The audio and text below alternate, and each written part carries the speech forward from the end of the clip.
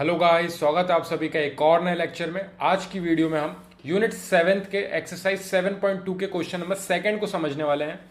Find the coordinates of the point of trisection of the line segment joining 4, -1 हमारा पहला point दे रखा है, तो हम यहाँ पे मेंशन कर लेते हैं 4, -1 ये हमारा फर्स्ट पॉइंट है और सेकंड पॉइंट है हमारा -2, -3।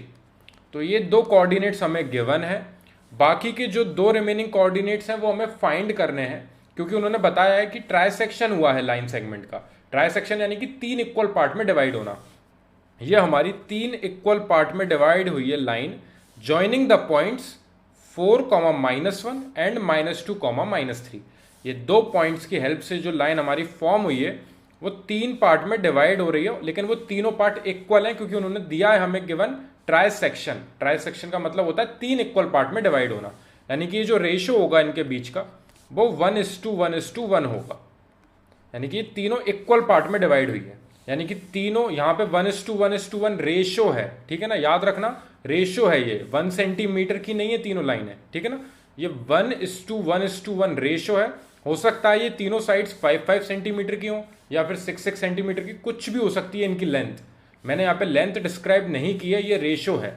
फॉर एग्जाम्पल यहाँ पे अगर हमारी जो पहला ये वाला जो सेक्शन है ये 5 सेंटीमीटर एंड सेकंड भी हमारा 5 एंड थर्ड भी हमारा 5 का हुआ, तो ये तीनों रेशियो में होंगे 1:1:1 के।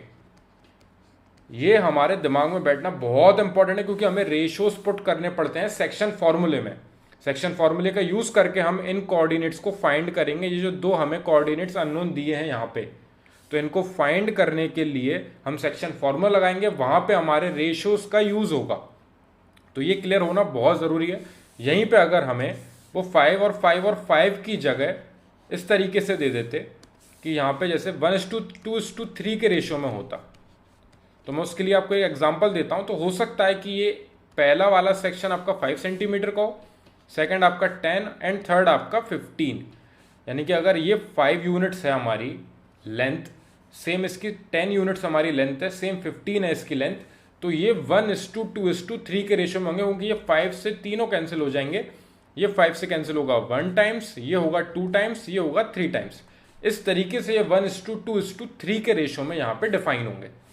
ये सिर्फ आपको एक्सप्लेन करने के लिए था, ये आपको फॉर्मूले में नहीं पुट करना है इस तरीके से कि 5, 10 और 15 का यूज होगा। नहीं, हमारे लिए जो इंपॉर्टेंट है वो है सेक्शन फॉर्मूला। सेक्शन फॉर्मूला क्या होता है?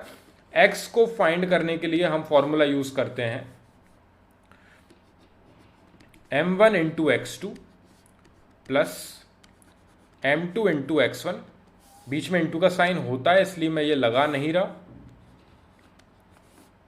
डिवाइड में m1 प्लस m2। ये फॉर्मूले का यूज होगा x की वैल्यू को फाइंड करने के लिए, एंड सेम y की वैल्यू को फाइंड करने के लिए हमारा फॉर्मूला यूज होगा m1 इंटू y2। बस x2 और x1 की जगह पे, सॉरी मैंने यहाँ पे वापस x2 लिख दिया, यहाँ पे x1 है हमारा, plus m2 into y1 divided by m1 plus m2। नीचे m1 और m2 का एडिशन फिक्स है।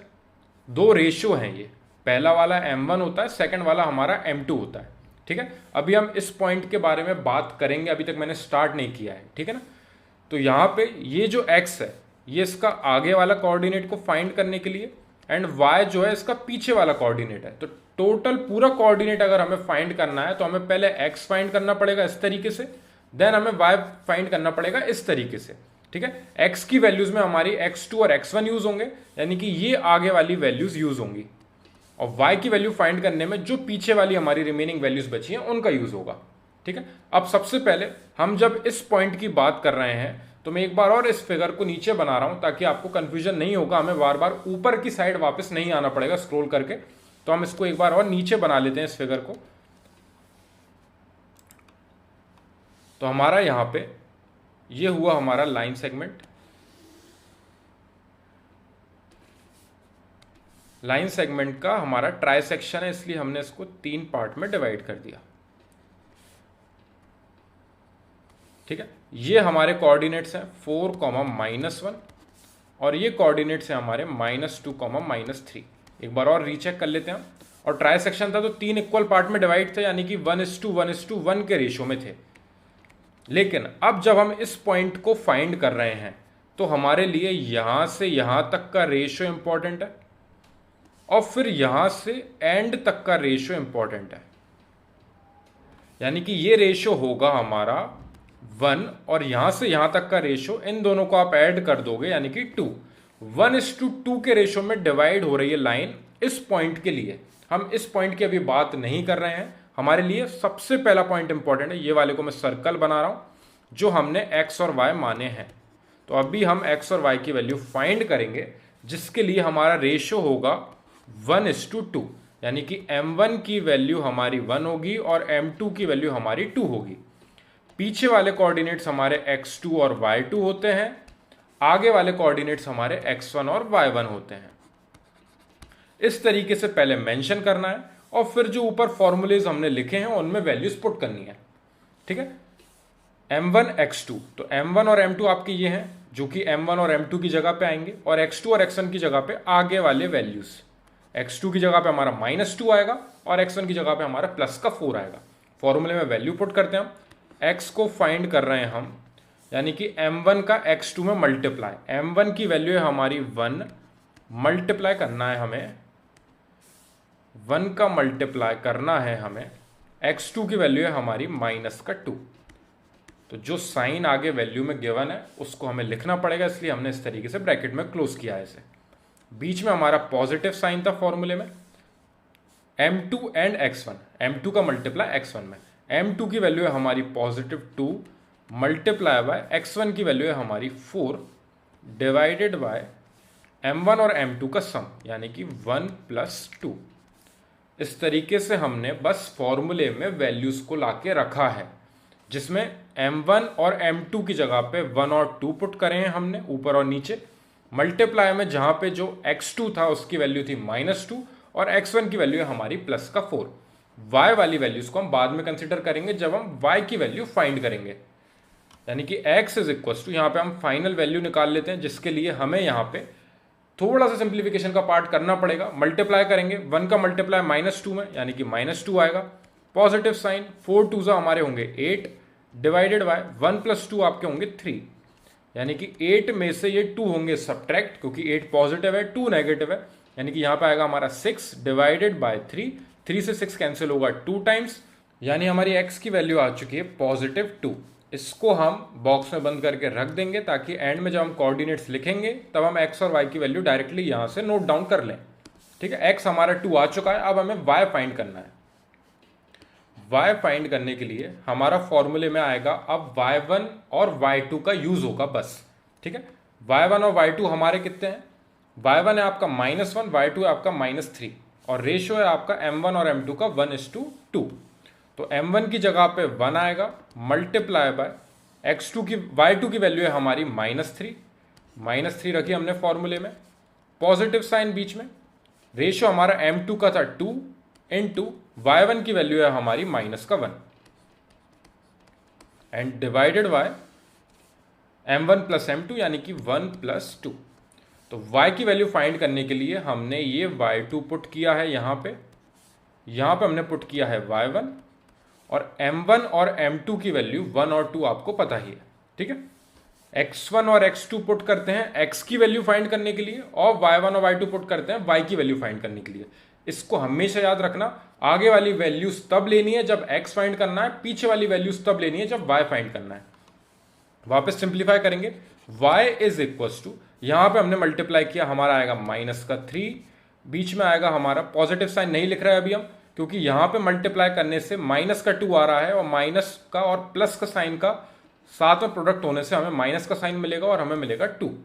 ठीक है, ये स्टेप देखिए आप, ये पॉजिटिव साइन और ये नेगेटिव साइन, प्लस माइनस के माइनस का साइन आएगा और 2 का मल्टीप्लाई 1 में करेंगे तो -2 आएगा, डिवाइडेड बाय हमारा है 1+2 यानी कि +3 नीचे इज इक्वल टू -3 और -2 हमारे ऐड होके हमारे हो जाएंगे -5 डिवाइडेड बाय 3। इसको आप कैंसिल नहीं कर सकते क्योंकि ये वैल्यूज कैंसिल नहीं हो रही हैं, तो y की वैल्यू आपकी आ जाएगी -5/3। ये भी आप इस तरीके से बॉक्स में बंद कर सकते हैं। और यहाँ पे हमारा जो पहला कोऑर्डिनेट है वो x कॉमा वाई जो हमने माना था उसकी वैल्यू आ चुकी है हमारी 2 कॉमा -5/3। यहाँ तक अगर आप सॉल्व करके आओगे तो आपको आधे नंबर्स मिलेंगे। ठीक है, अगर 3 मार्क्स का क्वेश्चन है तो आपको 1.5 यहाँ तक के लिए मिलेंगे। हम आधा करके नहीं आने वाले हैं, मैं बस बता रहा हूँ आपको कि अभी तक हम आधे क्वेश्चन को सॉल्व कर पाए हैं। अभी हमें एक और कोऑर्डिनेट फाइंड करना है। दोनों कोऑर्डिनेट्स फाइंड करने के लिए हमारा क्वेश्चन था। एक बार हम लाइन को बना लेते हैं ताकि हम यहाँ पे वैल्यूज पुट कर सकें। लाइन सेगमेंट हमारा ये रहा, फिर हमारा point of trisection 3 equal part में डिवाइड। इस तरीके से हमने 3 इक्वल पार्ट में इसको डिवाइड कर दिया। ये वाला कोऑर्डिनेट हमारा आ चुका है 2 कॉमा -5/3। ठीक है, रेशियो है हमारा 1:1:1। ये वाला पॉइंट था हमारा -2 कॉमा -3 और ये वाला था हमारा 4 कॉमा -1। एक बार और रीचेक कर लेते हैं। ये मेरे को याद था इसलिए मैंने लिख दिया, लेकिन हम एक बार रीचेक करेंगे। 4 कॉमा -1 एंड -2 कॉमा -3। बाकी चीज़ें बहुत सिंपल थी। रेशियो आपका 1:1:1 में ही था। ठीक है, ये पॉइंट अभी आपने निकाल लिया है। ये आए हैं हमारे x और y की वैल्यू। ठीक है, अब हमें यहाँ पे ये वाले कोऑर्डिनेट को निकालना है। तो अब हमारे x और y हम इनको मानेंगे। ये हमारे x, y है। m1 है हमारा 1 और m2 भी है हमारा 1। अब देखिए आप यहां से इस पॉइंट को कंसीडर करते हुए ये आपका मिड पॉइंट है, ये आपके बीचों बीच है। तो ये वाला रेशियो आपका 1 और ये वाला रेशियो आपका 1। और आपको लेफ्ट हैंड साइड में जो ये वाला पार्ट है इस पर आपको ध्यान नहीं देना है। हमें ये वाले कोऑर्डिनेट और ये वाले कोऑर्डिनेट की हेल्प से इनके बीच वाले कोऑर्डिनेट को फाइंड करना है, क्योंकि ये काफी सिंपल पड़ता है इस तरीके से। तो 1:1 हमारा रेशियो है। ये हमारे होंगे x1 और y1, पीछे वाले होंगे हमारे x2 एंड y2। इनकी हेल्प से m1 और m2 की हेल्प से, ये m2 है हमारा, m1 और m2 की हेल्प से हम फाइंड कर लेंगे यहाँ पे बीच वाले कोऑर्डिनेट्स यानी कि x, y। x को फाइंड करने के लिए वापस एक बार और मैं फॉर्मूला लिख देता हूँ। m1 into x2 plus m2 into x1 divided by m1 plus m2। अब हम वैल्यूज पुट करेंगे, यानी कि x is equal to m1 की वैल्यू है आपकी 1 मल्टीप्लाई बाय x2 की वैल्यू है आपकी -2, पॉजिटिव साइन बीच में। m2 की वैल्यू है आपकी फिर से 1 मल्टीप्लाई बाय x1 की वैल्यू है आपकी +2 divided by m1 plus m2 यानी कि 1 + 1। यानी कि यहाँ पे हमारा हुआ -2 आ जाएगा। यहाँ पे मल्टीप्लाई होने के बाद ब्रैकेट लगाने की जरूरत नहीं है अभी हमें। -2 आ गया। -2 का जैसे हमने 1 में मल्टीप्लाई करा, बीच में पॉजिटिव साइन, 2 का मल्टीप्लाई 1 में तो हमें मिलेगा +2 डिवाइडेड बाय 2। ये +2 से -2 हमारा कैंसिल हुआ, यानी कि हमारी x की वैल्यू आ रही है 0 डिवाइडेड बाय 2 यानी कि 0। तो हमारा x आ चुका है यहाँ से 0। इसको वापस हम बॉक्स में बंद करेंगे ताकि एंड में कोऑर्डिनेट्स लिखते समय हम डायरेक्टली यहाँ से वैल्यूज उठा के वहाँ पे रख दें। अब हमें y फाइंड करना है। y फाइंड करने के लिए हमारा वापस formula m1 into y2 plus m2 into y1 divided by m1 plus m2। इस तरीके से आप बार बार फॉर्मूला लिखोगे तो आपके दिमाग में बैठ जाएगा। और सेकंड चीज, यहाँ पे एक बार हम फॉर्मूला लिख लेते हैं तो हमें m1 m2 y1 y2 ऊपर से नीचे पुट करने में इजी पड़ता है। ठीक है, अब हमारे वैल्यूज क्या क्या है। y1 है हमारा -5/3 और y2 है हमारा -3। हमें बस इन्हें ध्यान में रखना है। m1 और m2 की जगह पे हम 1 और 1 डायरेक्टली पुट कर सकते हैं। तो हम और सिंपल बनाने के लिए यहाँ पे y is equal to m1 और m2 की जगह पे 1 1 पुट कर देते हैं, मल्टीप्लाई साइन, बीच में पॉजिटिव साइन ये वाला, और यहाँ पे 1 पुट कर दिया। और अभी हम y1 और y2 ला के नीचे रखेंगे और डिवाइड में हमारा हो गया 1 + 1। ठीक है, अब y2 की वैल्यू हमारी कितनी है। y2 की वैल्यू हमारी -3 और y1 की वैल्यू हमारी -5/3। तो हमने यहाँ पे वैल्यू पुट करी -3 और y1 की जगह पे हमने वैल्यू पुट करी -5/3। इसके वजह से थोड़ा सा हमें एलसीएम वाला पार्ट यूज करना पड़ेगा। थोड़ा सा कॉम्प्लिकेटेड है ये सॉल्यूशन हमारा यहाँ पे इस तरीके से। नेक्स्ट पेज पे आ रहे हैं अब हम, यानी कि y इज इक्वल टू हमारा यहाँ पे मल्टीप्लाई होगा -3 ऊपर आया, यहाँ पे बीच में नेगेटिव साइन। नेगेटिव साइन क्यों? क्योंकि ये माइनस साइन इस पॉजिटिव साइन को नेगेटिव कर देगा और वापस मल्टीप्लाई करेंगे तो हमारा आएगा 5/3। 5/3 आया नेगेटिव यहां से, डिवाइड में है हमारा 1 + 1 यानी कि 2। इस तरीके से हम इस स्टेप पे पहुंचे हैं। आप इस तरीके से ही लिखना ताकि आप सबसे पहले ऊपर एलसीएम ले लो इन दोनों का। यहां पे स्टार्टिंग में हम ऊपर सॉल्व करेंगे। 1 और 3 का एलसीएम आएगा 3। इस 3 का मल्टीप्लाई ऊपर इस साइड होगा यानी कि ये हो जाएगा -3 में मल्टीप्लाई इस +3 का, और इस 1 का मल्टीप्लाई यहाँ पे 5 के पास होगा यानी कि यहाँ पे हो जाएगा 5 × 1, और ये डिवाइड में आपका 2 रहेगा। ठीक है, देखिए आप एक बार और देख लीजिए। -3 डिवाइड में 1 है, क्योंकि कुछ भी नहीं लिखा था तो नेचुरली 1 रहता है अपॉन में, और -5/3 सेकेंड वैल्यू थी हमारी। दोनों को अगर हम ऐड करेंगे, क्योंकि दोनों नेगेटिव में है तो दोनों ऐड होंगे। -3 और -5/3 को ऐड करने के लिए नीचे हमने लिया एलसीएम जो कि आया 3। इस 3 का मल्टीप्लाई इधर, इस 1 का मल्टीप्लाई इधर, तो आया है हमारा y = यहाँ पे आ चुका है अब -9 -5/3, और ये 2 को हम इस साइड यहाँ पे 3 के पास प्रोडक्ट में ले आएंगे। ठीक है, देखिए ये फर्स्ट स्टेप है हमारी, ये सेकंड है, ये थर्ड है, और इसके फोर्थ अपॉन में 1 होगा, क्योंकि कुछ भी नहीं लिखा है तो नेचुरली 1 रहता है। तो फोर्थ वाला सबसे ऊपर जाता है प्रोडक्ट में, और थर्ड वाला जाता है सेकंड वाले के पास प्रोडक्ट में। यानी कि यहां पे हमारा हो चुका है y = -9 और -5 ऐड होके हो जाएंगे -14 डिवाइडेड बाय 3 × 2 = 6 कर देंगे हम यहाँ पे, और ये कैंसिल हो रहे हैं 2 से। ये जा रहा है 3 टाइम्स, ये जा रहा है 7 टाइम्स, यानी कि y की वैल्यू आ चुकी है हमारी -7/3। इसको भी हम इस तरीके से बॉक्स में बंद करेंगे, और हमारा कोऑर्डिनेट जो है, कोऑर्डिनेट आ चुका है, x आया था हमारा 0, y आया है हमारा -7/3, तो ये हो जाएगा हमारा सेकंड कोऑर्डिनेट। हम इसको ले जाके वहां पे और एक बार रख देते हैं ताकि हमारे लिए सारी वैल्यूज वहीं हो जाएंगी आमने सामने। ये आया हमारा 0 जो कि हमने यहाँ निकाल चुके थे, और हमारा y आया है -7/3 जो कि हमने नेक्स्ट पेज पे निकाला था। तो हमें जो दो कोऑर्डिनेट्स फाइंड करने थे उनकी वैल्यूज हैं 2, -5/3 एंड 0, -7/3। इस तरीके से सेक्शन फॉर्मूले का यूज होता है, और ऐसे क्वेश्चंस मैक्सिमम आते हैं आपके बोर्ड्स एग्जामिनेशन में, क्योंकि इस पे 2 बार आपका सेक्शन फॉर्मूले का यूज हो गया, ऊपर से आपकी इतनी कैलकुलेशन भी उन्होंने टेस्ट कर ली है। तो ऐसे क्वेश्चंस 4 मार्क्स में डायरेक्टली आपको एग्जामिनेशन में मिलते हैं केस स्टडी के रूप में। ठीक है, ऐसे क्वेश्चंस पे हमें वर्क करना है ज्यादा से ज्यादा। जब भी आपको ट्राई सेक्शन वाला क्वेश्चन मिलेगा तो 1:1:1 के रेशो में इस तरीके से लिखोगे।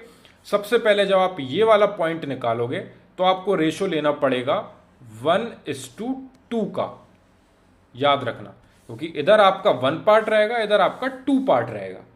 जब एक बार आप इस कोऑर्डिनेट को निकाल लो तब फिर बीच वाले को निकालने के लिए आप सिर्फ इन दोनों का यूज कर सकते हो। तो आपका जो रिमेनिंग वाला पार्ट है इसको आप ध्यान में नहीं रखोगे। ये 1:1 के रेशियो की हेल्प से आप बीच वाले कोऑर्डिनेट को फाइंड कर सकते हो, पर उससे पहले आपको ये वाला निकालना कंपलसरी है। जब ये एक बार कोऑर्डिनेट निकल आए तब हम बीच वाला आसानी से फाइंड कर लेंगे 1:1 के रेशियो की हेल्प से। तो ट्राई सेक्शन वाले क्वेश्चंस को इस तरीके से सॉल्व करेंगे हम। क्वेश्चन था हमारा ये एक्सरसाइज 7.2 का क्वेश्चन नंबर 2। अभी इस एक्सरसाइज के काफी क्वेश्चंस बाकी हैं, तो हम सेक्शन फॉर्मूले का बहुत बार यूज करने वाले हैं, जिससे हमारे सारे डाउट्स क्लियर हो जाएंगे जब हम एक बार पूरी एक्सरसाइज कंप्लीट कर लेंगे। इस टाइप के और क्वेश्चंस मैं आपको सॉल्व करवाऊंगा नेक्स्ट वीडियोस में।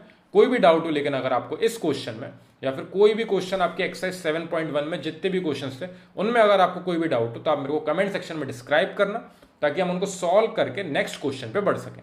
Thank you very much for watching this video.